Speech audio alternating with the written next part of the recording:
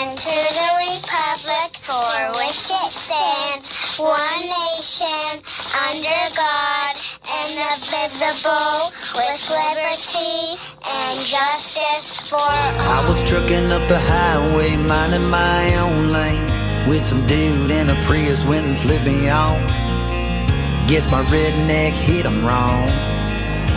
Seems like everyone these days is a ticking time bomb full of hate for folks like me who don't agree and ain't ever gonna change. And it gets me thinking, leave this long-haired country boy. Hey, I want to thank everybody for tuning in today. I want to really appreciate y'all. We're doing a bang-up job here. The last 3 weeks have been a ride that I can't tell anybody. It's hard to explain. We started out with we left the radio station and started this podcast radio deal, and now it's getting bigger and bigger by the minute and the day. Please join us and check us out on TikTok. We're approaching 1 million viewers in the first 3 weeks we're doing this, so we're going to keep on keeping on. So let's get started with tonight's show. The rich rule over the poor, and the borrower is servant to the lender. That's Proverbs 22:7. Good evening, folks. And I'll tell you what, that verse cuts right to the heart of what we're talking about tonight. Because if money controls the system, then who really holds the power? Welcome to the show, where we don't deal in talking points, we deal in truth. Tonight's conversation is about something every American feels, whether they can put it into words or not. The sense of our voices don't carry the weight they used to. Campaigns cost millions. One more time, I'm going to say that. Campaigns cost millions, not thousands, not even hundreds of thousands, but millions. And that kind of money doesn't come from everyday people trying to raise a family or pay a mortgage. It comes from the corporations, special interests, and the wealthy, few who can afford to write checks big enough to shape the entire conversation. And when that happens, something shifts. Candidates start listening upward, not outward. Politics start reflecting donors, not voters. And the rest of us, we're left watching from the sidelines of a system that's supposed to belong to us, we the people. But if there was a way to flip the script, what if instead of chasing big money, candidates had to earn your support directly from the people? What if every voter had real financial power in elections? Not just a ballot, but a stake. Tonight, we're diving into a bold idea aiming at doing exactly that. Restoring government by the people by making voters donors. I need to repeat that. Restoring government by the people by making voters donors. Please understand what I just said. Joining us is a man who's spent decades studying history, law, and the consequences of power unchecked. A former prosecutor turned author and reform advocate. He's made it his mission to tackle what he sees as the root of our political dysfunction. Maybe I should have said evil. Dan McMillan is here with us tonight to break it all down. The problem, the solution, and what it would take to put power back where it belongs. Dan, I want to thank you for joining our show. I skipped over a couple words there for you, but I really appreciate you coming on, and hopefully we can explain this, what you're trying to do. So, you want to interview? Go ahead. Well, John, first of all, thank you so much for having me and for giving me this chance to put our ideas, to put this idea before the American people and before the people of the state of Pennsylvania. And thank you for that wonderful introduction, because you summarized the problem and the solution that we are presenting in a very concise and effective way. But let me just sort of spell it out a little bit further. So, we operate on the recognition that the only people with much power in our politics anymore are big ticket campaign donors, because now to challenge an incumbent in the House, it costs millions of dollars. Senate campaigns run in the tens or even hundreds of millions. The minimum price of admission to the White House is a cool $1 billion or more, and this money does not come from you or me. or any kind of sort of, normal Americans. It comes from a tiny minority of people who can really give it in bulk, who can write checks for 50,000, half a million, $5 million, or even more. And those donors have become the real constituents of our so-called representatives in Washington. And we, the people, we're a necessary evil. We're necessary because they still need our vote to get into office, but we're an evil because anytime they spend talking to us, it takes them away from their number one job, which is raising more money for their next campaign and taking care of their donors. But there is a way to maybe not completely solve, but really take us a long way toward fixing this problem, and that is to make ourselves the donors. I mean, if only donors count, well, make voters the donors. And the way this would work is a system called voter dollars. The idea has been out there for about 25 years, but for reasons that we'll get to, really no one in politics has been terribly motivated to kind of act on it and lead on it. And the concept is simply that when you register to vote, you would get an online account of campaign cash, $100 per voter for a presidential year, $50 per voter for the midterms. And you can't take this money out and spend it, but you log on and you send your voter dollars to the candidates you want to support. And if we fund the system at that level, and it's a lot of money, then candidates who want to represent us can raise enough money from us, from the voters, to run a strong campaign. And no one's going to have much excuse for taking money anymore for their campaigns from Elon Musk, George Soros, big oil, big pharma, labor unions, you name whatever special interest that you don't like. I don't really, frankly, like any of them. And what it also does is it gives an opportunity for sort of normal Americans to run for public office, to run for Congress, because right now, you really have to challenge an incumbent. You almost have to be a millionaire with millionaire friends so you can hold a fundraiser at the country club where you all gather. But with voter dollars, you could be, owner of a drugstore, or a public school principal, or a teacher, or a fireman, or a fire chief, or any, Americans from all walks of life would, if you have communication skills and good ideas, you'd be able to get a campaign off the ground with voter dollars, and you'd be able to raise enough money to be taken seriously. Right now, it doesn't matter how good your ideas are. If your ideas are unattractive or even just uninteresting to big ticket donors, you don't attract any money, and you don't raise the kind of cash that you need for the media to take you seriously. The voters never even hear your name. So we think in a lot of what, this would really just do, at a bare minimum, level the playing field between us and we, the people, and special interests. But I think it would do a lot more than that. I think the one thing I'd like to cut to kind of as quickly as I can is, how do we propose to make this happen? Because the fact is that, candidates for public office, the last thing they want to talk about is how beholden they are to the donors. When you're on the campaign trail, you don't say to the voters, look, folks, I'll do my best to get you some crumbs from the table, but my donors come first, and I'm sure you understand. The reality is that no help's going to come from Washington. I mean, everyone in Congress, they are too dependent on their donors to lead on this issue. We, the people, have to stand up. And not only do we have to stand up and say that we want this, but we have to find a way to break through all the noise in our politics, and to break through the fact that all the people running for office and the national media too, this is kind of the last thing they want to talk about. And our strategy for doing this is to put all our resources into just 3 presidential swing states: Pennsylvania, Michigan, Wisconsin.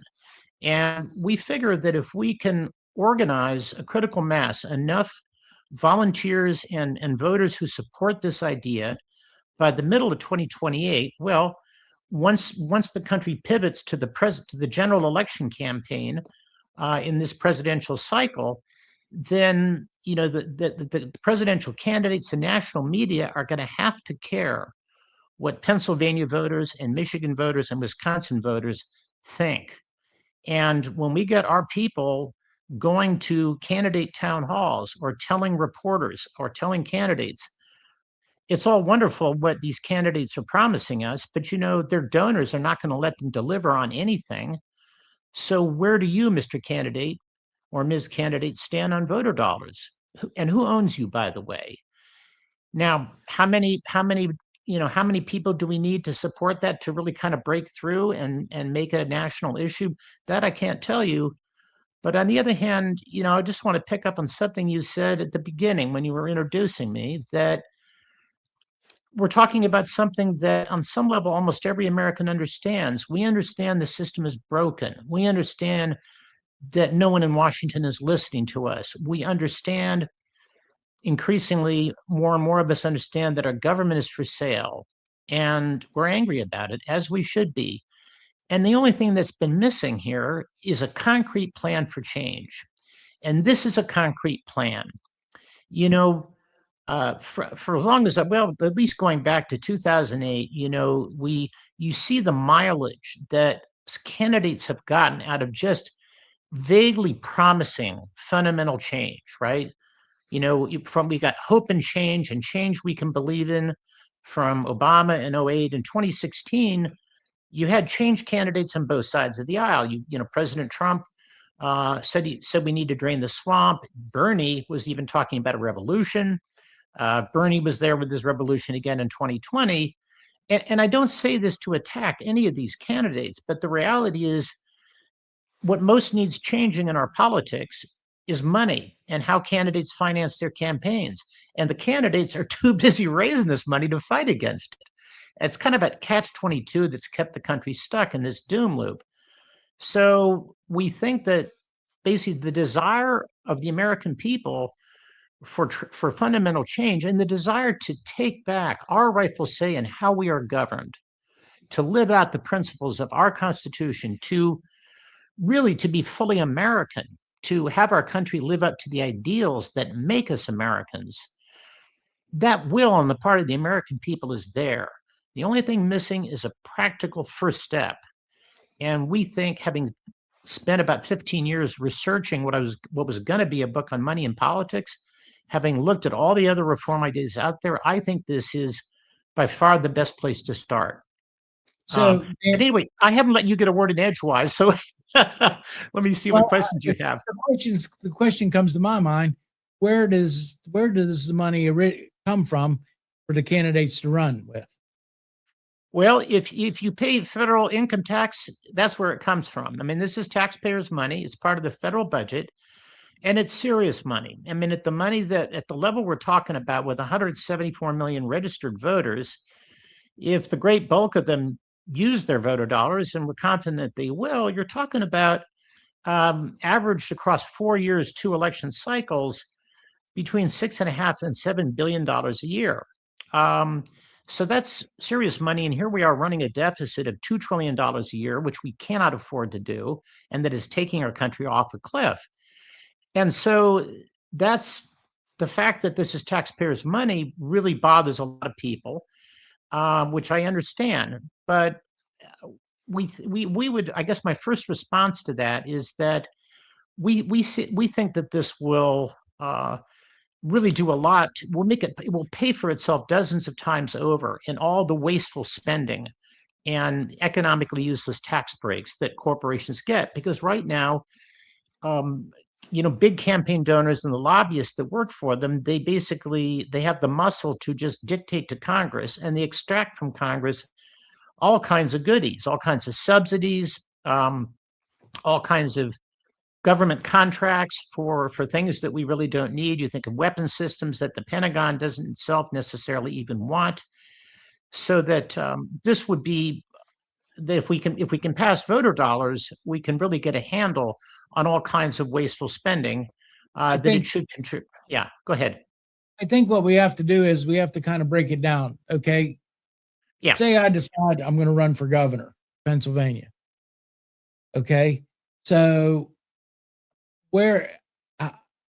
how do I get the how do I approach to get the or how would I go about being able to tap into the fund or get this money? I mean, do I just say I'm going to run for governor and then they give me the money and then, or I mean, how does that work? Okay. I mean, just to be clear, we're all our focus right now is on a federal system, Okay. rather than say Okay, state well office, then, but it doesn't matter. It's the same principle, same difference, I right? want to run for But Congress. Okay. so run for Congress, and I think you're asking kind of eligibility. Um, our feeling is that we set the criteria for eligibility to participate in the system not too high, because we don't want incumbents kind of making it difficult for challengers, people to come in and challenge incumbents. One Okay. uh, approach that was actually suggested to us by someone I met at the Libertarian Party of Pennsylvania convention in Warminster back in late March was that you become eligible to get your voter dollars if you can get say 500 or 1,000 voters pledge their voter dollars to you. And once it's clear that you have support from that many voters, then you start getting the voter dollars. Now, to get voter dollars at all, you also have to agree to accept limits on private donations outside the system that you can get. We don't want to ban all money outside of voter dollars because that would really create an advantage for incumbents that we don't want to create. You know, incumbents obviously would have kind of an advantage because the voters already know them. So if you're trying to get a campaign off the ground and, you know, in order to reach those first voters, you're going to have to take some private donations, but you'd have to accept limits, not take donations, say bigger than $500 or something like that. But you know, something like that. I think that basically we would set the eligibility criteria, you know, rigorous enough so that someone can't just come in there and as a totally frivolous candidate and just try to get, you know, 50 donations in order to raise money to throw a party. But we don't want to. We basically want to create it, make it as open as possible for people with new ideas and for people who are not professional politicians to break into the system and get a campaign off the ground if they can demonstrate that they've got an idea that's meeting a need that the voters are feeling. Well, I've heard that people running for Congress that that aren't even being challenged. They'll spend $1 million, $2 million, and then they're not even challenged. And I'm thinking like, why? Where's this money going? What they should have to do is if they don't get a challenge, they should have to wipe out their account, whatever they have in it, down to whatever the number might be, say $100,000, and the rest of it should have to go to some charity, some designated charity, because they bank on this money. It's millions and millions of dollars that are tied up in these campaigns. I mean, when President Trump ran the first time, I'll never forget, he made a speech, and I don't know where I was, but I remember hearing the speech. He asked somebody what it would cost to run for president. They said $100 million. He said, "Oh, the price of a yacht."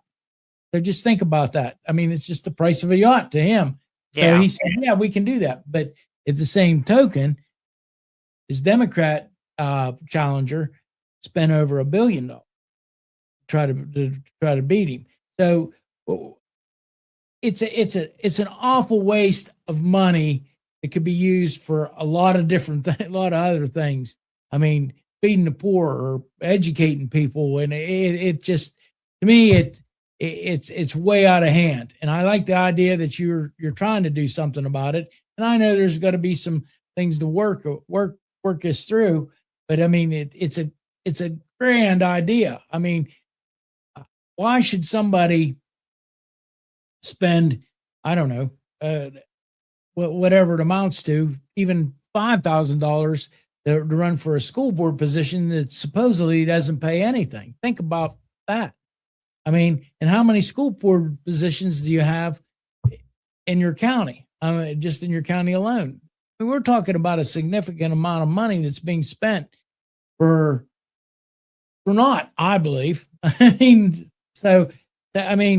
when I went to school, of course, there was people ran for school board, but it was the businessmen in town. It was the, and I'm not saying there's nothing wrong I'm a we the people person, but that's how all this got out of hand. I guess that's what I'm leaning to, and that's what you're trying to say too. That's how this got out of hand, because the people that were capable of raising whatever amount of money it is, then they control how the money is spent in their school district. I'm just saying school district. County government's the same way. It's supposed to be about, the government is supposed to be for the people, by the people. I mean, and we've got away from that. So I really like your idea. I really do. I'm really glad to hear that, Jon. And I have to tell you, in the time since I've been working on this, the 3-state campaign, the swing state campaign, is something that we've only really started putting together last fall and are rolling out right now. But I've been working on it I thought this was actually originally going to be a book about money in politics that I started writing in 2010. But I'll tell you, for the 7 years or so that I've been just telling people about this idea, and I've had conversations mostly one-on-one with, it's got to be north of 1,000 Americans by this point, people from all walks of life, all races and creeds, all political persuasions. I'd say about 95 out of 100 will say to me, that's a great idea. And I just think it really is, because it's the biggest thing that's wrong with our political system. Oh, go ahead. I'm sorry. You interrupted. No, that's okay. But this would really eliminate the duopathy of the two-party system, because you could get third-party candidates that just don't, there's just no way to fund them, and you would get good candidates out of third parties or independents or whatever that might be able to stand a chance to run for something. Basically, any good candidate who's ready to offer ideas that meet the needs of the American people now has, at a minimum, a fighting chance, and even a good chance to run for office. And right now you do have this monopoly of the two parties. I don't know whether this would lead to more third parties, but certainly a far greater chance for a third party candidate or someone who can't break in through the apparatus, the old boy network of one of the two major parties, has now got a chance that they didn't have before. And it's I think there's so many things that I want to share, but I think that the money, what money has done to us in this country, it's done a lot of things to us, but probably the worst thing is that over time, candidates have to self-censor to avoid alienating donors. So over time, all kinds of ideas just get taken off the table. They're just not talked about. And so we, the people, are just sitting here, as you say, we're like on this, looking at it from the sidelines. It's like we're spectators at this conversation that's taking place in Washington that doesn't even really address any of the concerns that we have, where there's just no real ideas for solving the country's challenges and making a better life for our people. And it's made a lot of us feel helpless. And the people who work in politics, because they spend all their time palling around with donors, instead of seeing us as adults that they want to persuade with ideas, they see us as children that they want to manipulate. And they talk down to us like we're children. And of course, you turn on TV, the TV news, the legacy media. It's one of the reasons why shows like yours are so valuable, because you look at the big corporate sort of legacy media at the national level. They talk about the American people or about the voters. It kind of reminds you of one of those dysfunctional families where they hate each other so much that the husband will talk smack about the wife in front of the children as if the wife's not in the room. You know what I'm talking about? I mean, yeah. I don't know. Maybe I'm taking us off on a tangent, but I feel like that's how they talk about us, the people, and it's kind of rubbed off on us because we're cut out of the action, because they don't really listen to us, and because they themselves in Washington seem helpless too, because they can't even keep the lights on in the government, even when you spot them $2 trillion in borrowing a year and keep shutting the government down, and there's no plan for this, no plan for that. That it has made we the people sometimes feel like we're helpless or weak. And the thing is, we're not. We're not the problem. And the other thing is that, yes, our vote doesn't count for nearly as much as it should, but they still need our vote to get into office. And if we can at least pull together on this one thing, on voter dollars, we can get it. And if we can make that happen, then suddenly we open the door to our voice being heard all across the board on every issue that matters to us. And again, I'm not, it's not a magic wand. It's not going to solve all, fix the entire political system tomorrow or next, but we don't need to fix the whole system today or tomorrow and next year. We need to take a first step, and we need to take a step that Republicans and Democrats can take together. And this, I think, is one, because not only are Americans across the board really alienated from the system and angry at our government being for sale, but this is about the ideals that make us Americans. This was one of the things that I learned. I hope I'm not going on. Maybe you have a question. I'm kind of not letting you get a word in edgewise. And well, I think we got to get it. I think we have to get it to the basic situation to show people what we're trying to do. Okay. We're trying to eliminate. You're trying to eliminate the big corporate donors and with the millions and millions of dollars that they can put in. I mean, into campaigns, and they funnel it through all kinds of different situations. I mean, and if you ran for president and you were told that you only had $10 million to spend to run for president, then you're going to try to figure out how to get to the people and talk to the people, because fancy campaign slogans and the billboards and signs and things are just going to be out of your reach. I mean, you'll be able to do some of these things, but you'll be doing radio, you'll be doing TV, but it'll limit it to what it'll eliminate the part where I can just out money you to the finish line. And I really think that's the key to it. I mean, we're in a Senate race here right now in Pennsylvania, and what they've done is they've basically, the two incumbents have done everything they can to tie up the people that are challenging them in the primary. I mean, legally, they're keeping the one gentleman in court, clear to the state Supreme Court even, which, and it's ridiculous, just trying to get him to spend money, to see how much money he's willing to spend to stay in the race. And the other fellow is just a grassroots candidate, and he's trying to do everything he can with the least amount. I mean, he's doing it on a shoestring. So it takes away from the people. You're right. It takes away the voice of the people. So we got to figure out a better way to do this, because it's got way out of hand. Yeah, I couldn't agree with you more.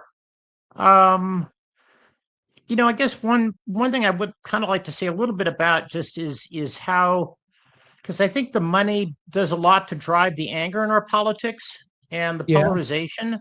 And I'm not saying like we ought to have some kind of kumbaya moment, because we're a big country and we should disagree, and just disagree sometimes, furiously about all kinds of things. And frankly, conflict in politics is not a bad thing. It's a good thing. It's how we get to better ideas, by having my idea get tested against yours or against someone else's. But it's kind of like both parties right now are milking the issues for anger more than they are trying to find solutions.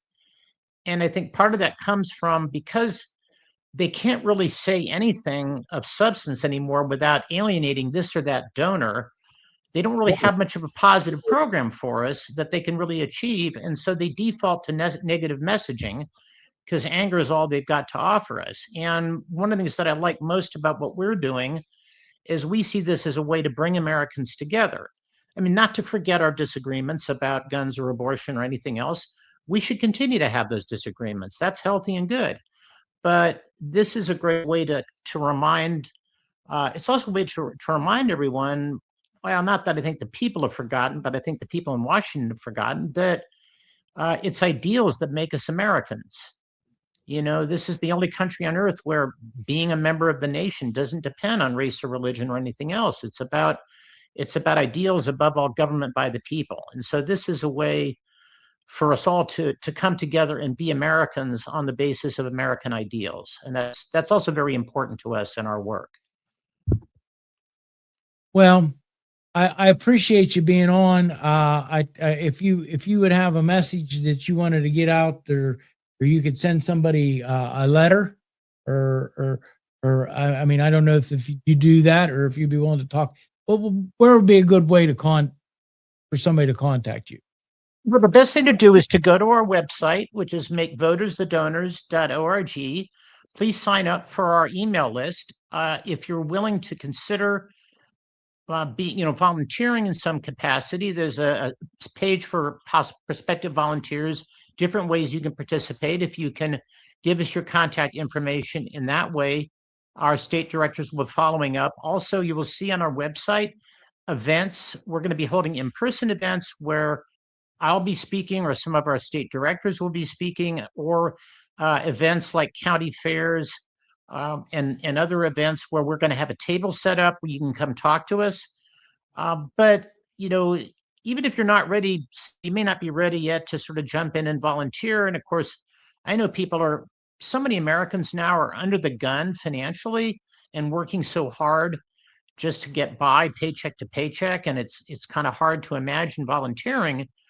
But if you can just go to our website, and if you can tell a friend or two about the conversation that you and I have had, Jon, if you can go to our website and share our website on social media or by email with your friends, or share one of our videos, because the thing is that I go on radio and TV and podcasts, and I speak in person and I make my best case, but the people in the audience don't know me from Adam. But with someone who knows you and trusts you, our message about how we're going to fix the problem of money in politics and restore government by the people, our message about voter dollars, is always going to be far more powerful coming from you than it's ever going to be coming from me. So don't think you can't move the ball down the field, and especially if you're a Pennsylvania voter, because come 2028, we're going to be able to leverage any support we have from Pennsylvania voters to get this onto the national agenda and force the whole system to face the problem of money and make voter dollars, something that could really become an act of Congress. So especially if you're in Pennsylvania, you have a tremendous opportunity, I think, here to help reshape the national conversation. Please go to our website and check it out.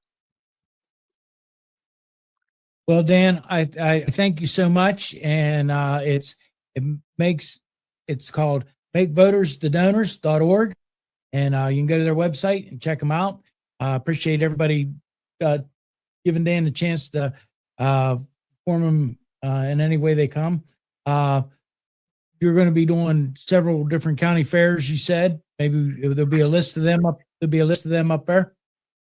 We haven't yet figured out the fairs exactly, but we already have a few events. For example, we're going to have tables set up for the Pittsburgh Marathon at the Living Well Expo in the convention center there. We're also going to have a table at the Pittsburgh Vintage Grand Prix in July, is an event that we're going to be at.